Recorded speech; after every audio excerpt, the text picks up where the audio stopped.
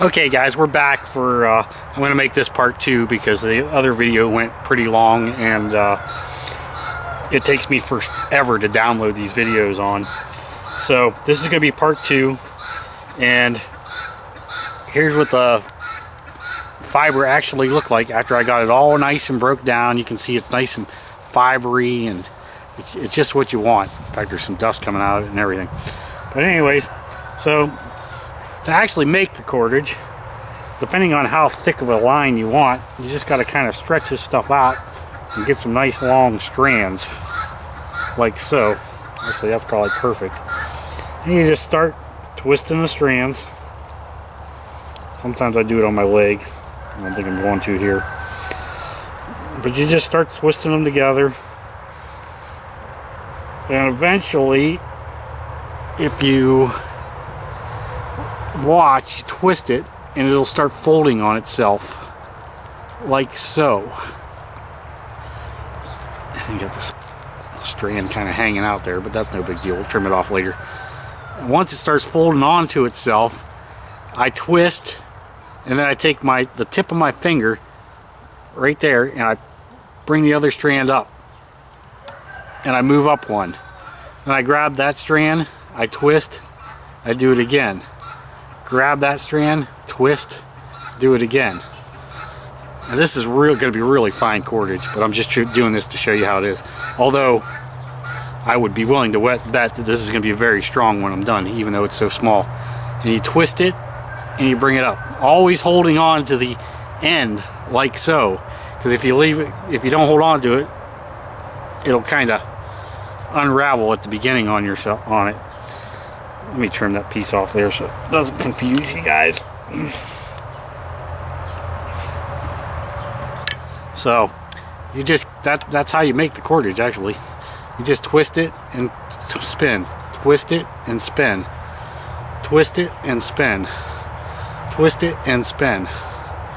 And this isn't the prettiest cordage in the world, but it's still got a little bit of the bark fiber in it. I didn't clean it up as well as I should have, but I kind of wanted to just show you guys how to do it. You just keep doing it. Twist it and spin and twist it, and you spin it. And then there's other people that do it a different way. And they, well, another way of doing it.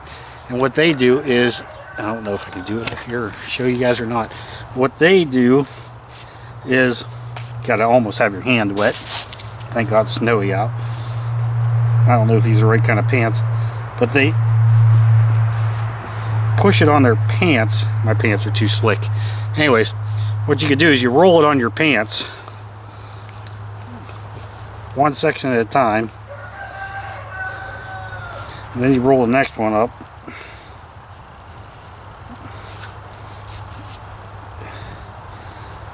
And then you just keep rolling, and it automatically spins up on you. My pants are too slick to do it though, but that's the idea. I don't usually do that very often because I'm usually, when I make a string like this, I'm using it for either fishing and I want it to be really strong, or I'm using it for other things that I want the string to be very strong. But you just keep spinning it, twist, bring it up and around, twist it, bring it up and around, twist it, bring it up and around. I wish I could show you real fine how to do it. You take this one and you twist it, and you take that finger right there and bring it down, and you take this finger, grab that next strand and bring it up and around. So you're like going, and as you're doing that, you're moving these two fingers farther out, so you're always holding on to the connection. And always keep these strands separated too, because a lot of times they'll get twisted up on you, and you'll end up with a little bit of a mess, but you can usually get it out. This is going to be a really fine piece of cordage, which is good because you could actually put this piece of cordage at the very end of a fishing line where you want it to be nice and fine, and you would actually attach the hook to that little part. But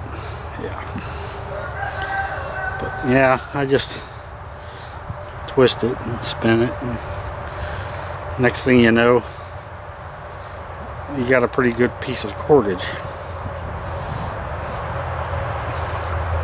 And the stuff's strong. I mean, I can't even, I'm pulling it as hard as I can, and I can't break it at all. So it's pretty good stuff. Well, anyways, I'm gonna sit here and work on this for a little bit. Maybe I'll zoom this camera in and let you guys see it up close as I'm doing it.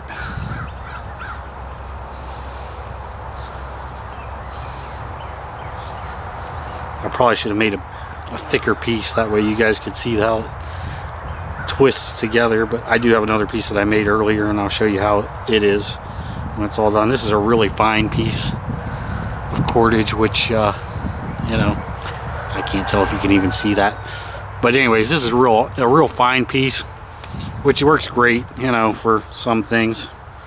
And like I said, it's for as fine as it is, it's about as strong as it gets, and I cannot see a thing in this camera.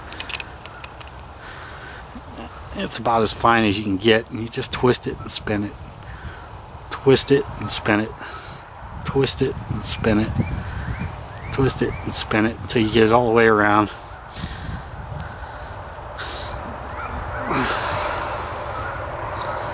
It's a pretty simple process. Hell, we've been doing it for 1,000 million years probably. Well, not a million years, but thousands of years anyway. And once you get going, you end up with a pretty nice piece of cordage. And it goes relatively fast once you get going. But anyway, so I just keep going on it. And that's about it. You know, you got yourself a nice piece of fine cordage that is not so bad. I did it for about a couple of minutes, and that's what I got, 3 or 4 inches. So it's kind of a slow process, but it's not a big deal. And I'll probably just sit here and work on this for a little bit. But before I do that, I'll show you some of the other stuff that you can do with it. Here's another piece of cordage that I made too, and it's a little bit thicker, a little bit heavier, and you know, that's what it looks like. It's kind of hard to, it's not going to focus on me, figures. And that's what it looks like anyways, and you just keep twisting it. This is a little heavier stuff. You can see all the nice little fibers in it. This is pretty good stuff, and you can take this stuff and you're not ever going to break that. And of course, I put a nice little hook on the end of mine. This is one of my primitive fishing lines, but that is a whole nother video. So anyways, I figured I would show you guys how to do that. And you know, it's not really a big deal. I might actually keep doing this and make myself a really fine fishing line so that I can attach it to the end of a heavier one like this. Attach it to the end of a heavier one like this, and then you end up with a fishing line that the fish don't notice quite as well. Another thing you could do is also attach a piece of sinew to the end of your fishing line. That's probably even better than this. So, well, anyways, I think I'm gonna end this video right here, and that it will be the end of it. That is how you make cordage out of a piece of dogbane. And you know, something you should take out and practice, and you know, do it, try it. Just to sit here and watch it is not going to teach you how to do it. You got to get out there, get some dirt time in. Thank you.